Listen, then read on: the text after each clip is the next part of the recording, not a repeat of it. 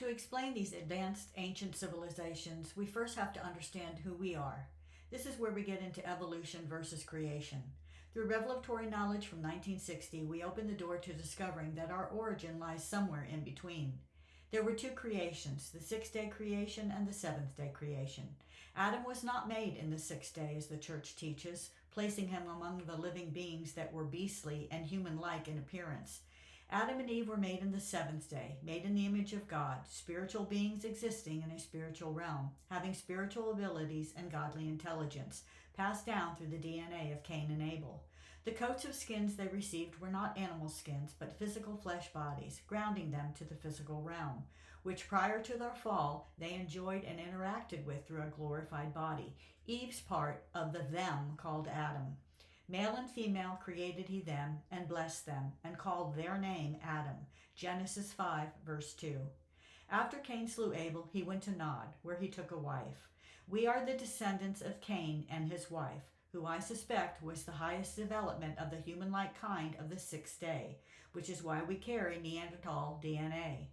The land of Nod is very close to Sumer, land of the Sumerians, where advanced knowledge engraved upon clay tablets has been unearthed, dating back some 6,000 years, to the area where the descendants of Cain and his wife would have lived, carrying the spiritual DNA that gave them spiritual abilities and godly intelligence. The reward in the spiritual realm for those that become the last Adam by following the spiritual instruction left behind for us. Sumer is the ancient city of Nineveh. When we decode this story, which I included in my first book, The Bible Decoded, Breaking the Ancient Code, we learn that it was spiritual disobedience that led to our spiritual decline, symbolized by the fall in the garden. God instructs Jonah to go to Nineveh, which is to return to our spiritual origin, to a pure spiritual state of being. But Jonah went to Tarshish, a port for merchant vessels. A merchant is one who buys and sells. Jesus said not to make his Father's house a house of merchandise, the Father's house being the heart. We buy into false perceptions with our mind and sell them to our heart, where they become false beliefs.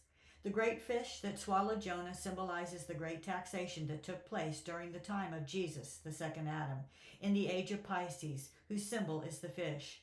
It represents the great spiritual taxation placed upon the people, which is to make a choice between the physical law and the spiritual word of God, between a physical kingdom and a spiritual kingdom, between religion and spirituality.